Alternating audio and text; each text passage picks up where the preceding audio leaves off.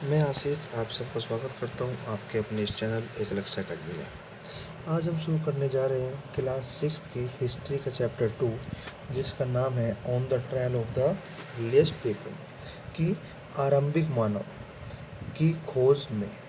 आरंभिक मानव जो हमारे सबसे सबसे सबसे ज़्यादा शुरुआती मानव थे। यहाँ पे एक कहानी लिखी हुई है जिसमें एक लड़का दिखाया है, इसका नाम तुषार बता रहे हैं। तुषार एक ट्रेन की यात्रा कर रहा है। Tushar was going from Delhi to Chennai for his cousin's wedding. Tushar train के द्वारा दिल्ली चेन्नई जा रहा था अपनी कजन की वेडिंग में। They were travelling by train, वे यात्रा ट्रेन से कर रहे थे। And he had managed to squeeze in to the window seat, his nose glued to the glass pane. वह खिड़की की बराबर वाली सीट पर बैठा था और खिड़की के शीशे के साथ अपनी नाक रगड़ रहा था। एज ही वॉच्ड, और जैसे वह देख रहा था पेड़ पौधों को और घरों को, कैसे कि वे पीछे की ओर भागे जा रहे थे। His uncle tapped his shoulder and said, उसके चाचा आए, उन्होंने उसके कंधों को थपथपाया। एंड सेड, और कहा, डू यू नो, क्या तुम जानते हो, that trains were first used about 150 years ago, कि जो ट्रेन है वो सबसे पहली बार इस्तेमाल हुई थी कब, अब से 150 साल पहले। And that people began using buses a few decades later, और उसके भी कई दशक बाद बसें का इस्तेमाल शुरू हुआ, यह बसें आना शुरू हुई। तुषार वंडर्ड, तुषार सोचने लगा, when people could not travel quickly from one place to another, जब लोग बड़ी जल्दी से और बड़ी तेज़ी से सफ़र नहीं करते थे, did they spend their entire life, तो क्या वे अपना संपूर्ण जीवन वहीं गुजार देते थे, वेयर एवर दे बोर्न, जहाँ पर वे पैदा हुए थे। नॉट क्वाइट, लेकिन ऐसी बात नहीं है। अब क्या होता था पहले, ये देखिए। The earliest people were they on the move, जो हमारे आरंभिक मानव थे वह हमेशा यहाँ से वहाँ क्यों घूमते रहते थे। वाई, वे यहाँ से वहाँ क्यों घूमते रहते हैं या रहते थे। अब बात करते हैं। We know about people who lived in the subcontinent, हम जानते थे उन लोगों को, या we know about the people, हम उन लोगों के बारे में जानेंगे जो हमारे उपमहाद्वीप पे रहते थे। कब, as early as 2 million years ago, अब से लगभग 20 लाख साल पहले। टुडे वी डिस्क्राइब देम, आज हम उनको कहते हैं क्या, हंटर गैदरर्स। हंटर माने शिकारी या आखेटक, गैदरर्स माने संग्राहक। तो उनको हम कहते हैं वो आखेटक जो खाद्य संग्राहक का काम करते थे, जो खाने को इकट्ठा करने का काम करते थे। The name comes from the way, जो यह नाम आया हंटर गैदरर्स, ये आया उनके खाने के तरीक़ों से, खाना इकट्ठा करने के तरीके से। क्या तरीका था, जनरली सामान्य रूप से। दे हंटेड वाइल्ड एनिमल्स, वह जंगली जानवरों को शिकार करते थे। कॉट फिश एंड बर्ड्स, मछलियाँ और चिड़ियाओं को पकड़ते थे। गैदर्ड फ्रूट्स, फलों को इकट्ठा करते थे, उनके रूट्स को इकट्ठा करते थे।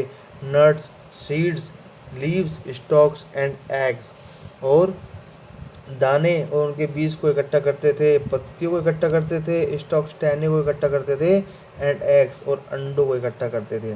The immense variety of plants in A tropical land like earth, हमारे जैसे क्षेत्र के, हमारे जैसे ज़मीन के मिट्टी में अनगिनत प्रजातियाँ मिलती हैं किसी भी प्लांट्स की। Mean that gathering plant produce was an extremely important means of obtaining food, इसका मतलब यह हुआ कि वो जो प्लांट, जो पेड़ पौधे इकट्ठे करते थे अपने भोजन को पाने के लिए। क्या इकट्ठा करते थे, पेड़ पौधों की जानकारी इकट्ठा करते थे अपने भोजन को पाने के लिए, अपने भोजन को खाने के लिए, अपने भोजन का जुगाड़ करने के लिए। None of these things was easy to do, ये सब चीज़ें करना इतना आसान नहीं था। क्यों आसान नहीं था? क्योंकि यहाँ पर बहुत सारे जानवर थे जो उनसे बहुत तेज़ दौड़ते थे। मैनी दैट आर स्ट्रोंगर, बहुत ऐसे थे जो हमसे बहुत ज़्यादा बलशाली थे। टू हंट एनिमल्स, जानवरों को शिकार करने के लिए या मछलियाँ पकड़ने के लिए या चिड़िया को पकड़ने के लिए। People need to be alert, quick and have loads of presence of mind. Alert माने सतर्क रहना पड़ता था, क्विक बहुत तेज होना पड़ता था, and have loads of presence of mind बहुत जागरूक होना पड़ता था। To collect plant produce, you need to find out which plants or parts of plants are edible। पेड़ पौधों की जानकारी या पेड़ पौधों को खाने के लिए या उनको उत्पन्न करने के लिए उन्हें ज़रूरत थी कि वो उस प्लांट की पूरी जानकारी इकट्ठी करें कि कौन सा पार्ट खाने योग्य है और कौन सा नहीं। ऐसा क्यों ज़रूरी था? क्योंकि can be eaten as many can be poisonous, क्योंकि बहुत सारे पेड़ पौधे ऐसे भी थे जो जहरीले होते थे। You also need to find out about the seasons, आप लोगों को उस मौसम को भी पता होना चाहिए था। वैन द फ्रूट्स राइपन, कि वो फल कब पकते हैं।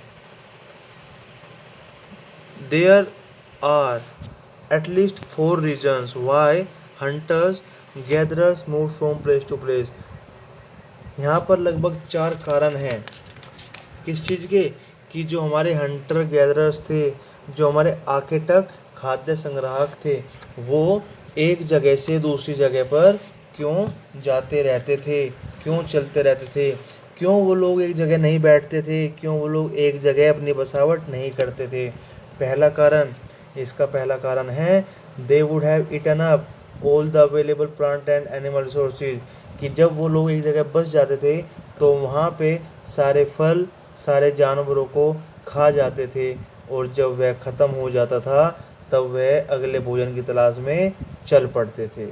दूसरा कारण, animals move from place to place, जो जानवर होते थे वह एक जगह से दूसरी जगह पर जाते रहते थे अपने शिकार की खोज में, या मान लो हम बात करें हिरन की या मवेशियों की, तो वो घास खाने के लिए यहाँ से वहाँ जाते रहते थे। दैट इज़ वाई, इसलिए दोज हु वांटेड देम, जो उनको शिकार करना चाहते थे या उनका भोजन करना चाहते थे, उन्हें भी उनके पीछे पीछे जाना पड़ता था। तीसरा कारण क्या है? तीसरा कारण है plants and trees bear fruit, जो पेड़ पौधे हैं उन पर जो फल आते हैं वे अलग अलग सीज़न में आते हैं, अलग अलग मौसम में आते हैं। आपको पता है आजकल मौसम शुरू हो गया आम का, तो जिसको आम खाने हैं वो इस सीज़न में जहाँ पर आम मिलेंगे वहाँ जाएंगे। So people may have move from season two season in search of different kinds of plants, इसलिए जो लोग थे वह मौसम के बदलते ही दूसरी जगह पर जाना शुरू करते थे जहाँ पर उनको उस मौसम का फल या पेड़ पौधे या प्लांट मिलते हों या मिल जाएंगे। चौथा कारण है पीपल प्लांट्स एंड एनिमल्स, मानव को पेड़ पौधों को और जानवरों को ज़रूरत होती है जीने के लिए किस चीज़ की? पानी की। Water is found in lakes streams and rivers, पानी जो आपको मिलेगा नदी झरनों या झीलों में मिलेगा। While many rivers and lakes, जबकि अधिकतर झीलें या अधिकतर नदियाँ आर पेरेनियल, वर्ड को ज़रा ध्यान से सुनेगा।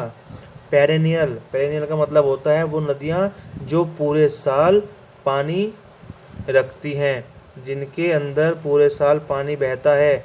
लेकिन कुछ नदियाँ ऐसी भी हैं जो सीजनल हैं। सीजनल का मतलब मान लो कोई बारिश हुई तो बारिश का पानी उन नदियों में आ जाता है, कुछ समय के बाद वह पानी सूख जाता है। People living on their banks would have had to go in search of water during the dry season winter and summer. दूसरी तरफ कुछ लोग जो इन नदियों के किनारे पर बसते थे, किन नदियों के? जो सीजनल होती थी, तो उन्हें वहाँ पर सूखे होने की स्थिति में वो जगह छोड़कर किसी दूसरी जगह जाना होता था जहाँ उनको पानी मिल जाए। और वो ड्राई सीजन कौन से होते थे? सर्दी और गर्मी का, क्योंकि बरसात के सीज़न में तो उनको उन नदियों में भी पानी मिल जाता था। Besides people may have travelled to meet their friends and relatives. इसके अतिरिक्त वो लोग अपने दोस्तों या सगे संबंधियों से भी हो सकता है कि मिलने जाते हों। रिमेंबर, लेकिन याद रखिएगा, दे ट्रेवल्ड ऑन फुट, वे हमेशा पैदल ही यहाँ से वहाँ यात्रा करते थे क्योंकि उनके पास कोई वाहन नहीं था। How do you come to school, आप स्कूल कैसे आते हैं। How long would it take you to walk from your home to school, आपको कितना समय लगता है अपने घर से स्कूल जाने में। How long would take you if you took a bus or road A bicycle, और आपको कितना समय लगेगा अगर आप बस या अपनी साइकिल से स्कूल में जाएंगे। How do we know about this people, हम अपने आरंभिक मानव के बारे में कैसे जानते हैं। इससे पहले चैप्टर में भी हमने पढ़ा था एक वर्ड आर्कियोलॉजिस्ट। क्या पढ़ा था? आर्कियोलॉजिस्ट। क्या नाम है? आर्कियोलॉजिस्ट। क्या कहते हैं? पुरातत्वविद। पुरातत्वविद क्या? जो पुरानी चीज़ों का अध्ययन करते हैं। Archaeologists have found some of the things hunter gatherers made and used. Archaeologists जो पुरातत्वविद हैं उन्हें कुछ ऐसी चीज़ें मिली हैं जो हमारे आखेटक या खाद्य संग्राहक इस्तेमाल किया करते थे या उन्होंने बनाई थी। अब उन्होंने ऐसा क्या बनाया था? उनके पास औजार होते थे और वो किस चीज़ के बने होते थे? पत्थर के या लकड़ी के या हड्डियों के, जिसमें से आज भी कुछ पत्थर के बने हुए औजार हमें देखने को मिल जाते हैं जो कि हमारे आर्कियोलॉजिस्ट ने ढूंढे हैं। अब यहाँ पर देखिए थोड़ा पत्थरों के बारे में जान लेते हैं। यहाँ पर हमें 5 तरह के पत्थर दिखाए गए हैं। एक ए कौन से पत्थर हैं? जो सबसे पुराने पत्थर हैं, सबसे पुराने पत्थरों के बने औजार हैं जो सबसे प्राचीन माने गए हैं। उसके बाद है बी है जो इन प्राचीन पत्थरों के जो ए हैं इनसे भी लगभग हजारों साल बाद बनाए गए हैं, उनमें कुछ बदलाव करके। फिर है सी है जो बी के भी कई हजार साल बाद बनाए गए हैं। उसके बाद आते हैं डी हैं जो अब से लगभग 10,000 साल पहले बनाए गए हैं। और आपने देखा होगा जैसे जैसे इनकी अवधि बढ़ रही है उस तरह पत्थरों का आकार बदल रहा है और थोड़े नुकीले ज़्यादा हो रहे हैं। अब ई हैं जो हमारे नेचुरल पत्थर हैं जो हमें प्राकृतिक रूप में मिलते हैं। सम ऑफ दीज स्टोन टूल्स, इनमें से कुछ पत्थरों के औजार जो थे वो इस्तेमाल किए जाते थे। यूज्ड माने प्रयोग करना, इस्तेमाल करना। To cut meat and bone, मांस और हड्डी को काटने के लिए। स्क्रैप बार्क, जो छाल होती है पेड़ की उसको छीलने के लिए। हाइड्स एनिमल स्किन्स, जानवरों की खाल को उतारने के लिए। चॉप फ्रूट्स एंड रूट्स, फल और जड़ को छीलने के लिए। Some may have been attached to handles of bone और वुड, कुछ पत्थरों पर हड्डियों का या लकड़ियों के हैंडल पाए जाते थे या पाए गए हैं। क्यों? टू मेक स्पीयर्स, या तो उनका भाला बनाने के लिए। याद रखना इस वर्ड को, स्पीयर्स भाला, या फिर एरोज, या फिर बाण बनाने के लिए, तीर बनाने के लिए। क्यों? फॉर हंटिंग, शिकार करने के लिए। अदर टूल्स, बाकी औजार। Were used to chop wood, बाकी औजार इस्तेमाल किए गए हैं लकड़ी को छीलने के लिए। और लकड़ी क्यों छीली? या तो हम लकड़ी का इस्तेमाल कर सकते हैं ईंधन में, फायरवुड, याद रखना ईंधन, लकड़ी जलाने का काम आती है तो उसको फायरवुड कहते हैं। वुड वाज आल्सो यूज्ड, और उसका इस्तेमाल हम करते थे हट्स, अपनी झोपड़ियाँ बनाने में, या अब टूल्स औजार बनाने में। अब यहाँ पे आप देखते हैं 2 तरह के औजार और दिखाए गए हैं पत्थरों के बने हुए। पहला जो ये वाला है, इससे क्या कर रहे हैं? इस पत्थर से यह मिट्टी खोद रहे हैं और मिट्टी खोद कर जो खाने लायक रूट है, खाने लायक जड़ है, उसको निकाल रहे हैं जिससे कि उसको खा सकें। राइट वाले में देखिए ये पत्थर है, इससे क्या कर रहे हैं, इससे जो जानवरों की खाल की बनी हुई कपड़े हैं उनको सीला जा रहा है। तो देखिए ये काम होते थे पत्थरों की हेल्प से। Choosing a place to live in, एक ऐसी जगह को ढूंढना जो रहने के लायक हो या जिसमें रहना संभव हो और रह के कुछ आराम मिले। लुक एट मैप 2 को देखिए, क्या देखना है, all the places marked with red triangles, वे सारे प्लेसेस जो रेड ट्राइंगल से मार्क हैं, आर साइट्स क्या हैं, पुरा स्थल हैं, from which archaeologist have found evidence of hunter gatherers, ये वो जगह हैं जहाँ से हमारे पुरातात्विक को या पुरातात्विक जो पुरानी चीज़ों की स्टडी करते हैं उनको यहाँ से कुछ एविडेंस मिले हैं, कुछ प्रूफ मिले हैं, कुछ सबूत मिले हैं, किसके, हमारे हंटर गैदरर्स के, हमारे आखेटक खाद्य संग्राहक के। अब देखते हैं कि रेड ट्रायंगल से क्या क्या है। ये देखिए इसमें रेड ट्रायंगल, सिर्फ ट्रायंगल की बात करते हैं, एक है हमारा भीमबेटका जो कि मध्य प्रदेश में है, इसके अलावा एक है हंसगी और एक है करनूल केव्स। ये 3 चीज़ें दिखाई गई हैं इसमें, जिसमें कि ट्रायंगल है। और यहाँ पे आप देखिएगा प्लीज़, जहाँ ट्रायंगल बना हुआ है यह पैलियोलिथिक साइट्स, पैलियोलिथिक, इसका मतलब मैं आपको अगली क्लास में बताऊंगा क्योंकि वो अगली क्लास में आएगा। एक हिंट दे देता हूँ, पैलियोलिथिक वर्ड जो बना है 2 वर्ड से मिलके बना है जो ग्रीक से लिए गए हैं। पैलियो का मतलब है ओल्ड, लिथिक का मतलब है स्टोन, दैट मीन्स कि पूरा पाषाण काल है, पूरा पाषाण काल है। सबसे पहले जो पत्थरों काल था उसको पैलियोलिथिक एज कही गई है। आइए अब पढ़ते हैं। हंटर गैदरर्स, आखेटक खाद्य संग्राहक वो लोग होते थे, वो बहुत अधिक जगह पाए गए हैं, उनमें से कुछ जगह ही मैप में दिखाई गई है।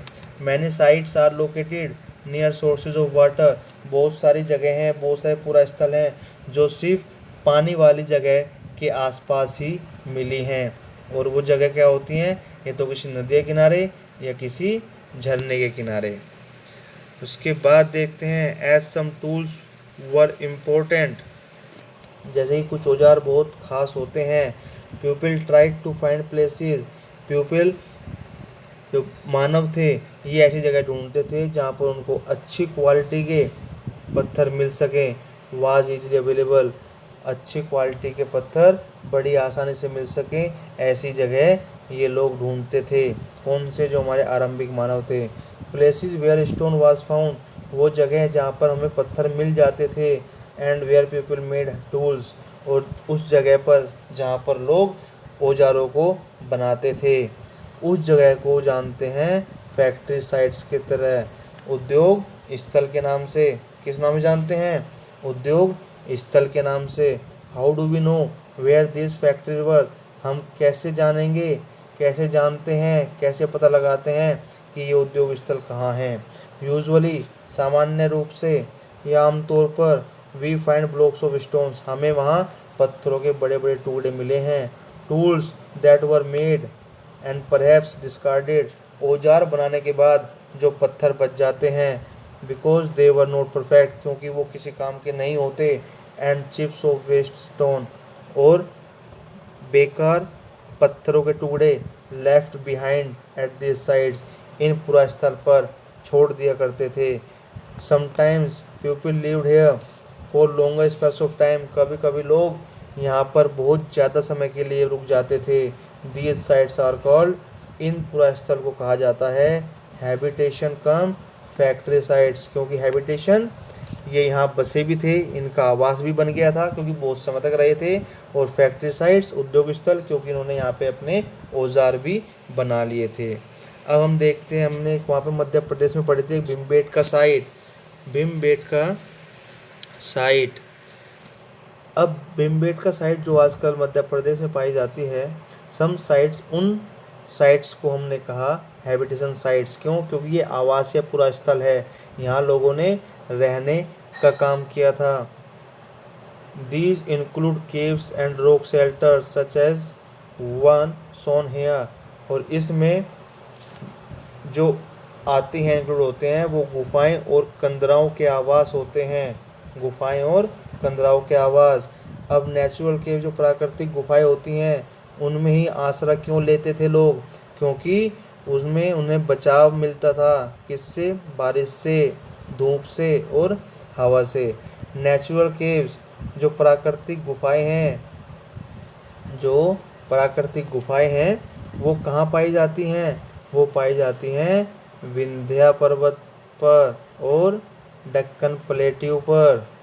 These rock shelters are close. ये रॉक शेल्टर्स जो हैं नर्मदा नदी के किनारे पर हैं। ये ध्यान रखिएगा। एक क्वेश्चन आपसे पूछा जाता है, if you had to describe the place you live in. If you had to describe the place you live in, अगर आप अपने जहाँ आप रहते हो उस जगह को डिस्क्राइब करना चाहो, उसके जगह को बताना चाहो, तो आप क्या कहेंगे? कि वह आपका हैबिटेशन है, फैक्ट्री है, हैबिटेशन कम फैक्ट्री है, या कुछ और है। ठीक है दोस्तों, आज हमने पढ़ा हिस्ट्री का चैप्टर 2 का पार्ट 1। अगली क्लास में पार्ट 2 के साथ मिलते हैं। तब तक आप प्लीज़ इसको रिवाइज करो, समझो, और जो कुछ समस्या हो तो आप पूछ सकते हैं। नमस्कार, धन्यवाद।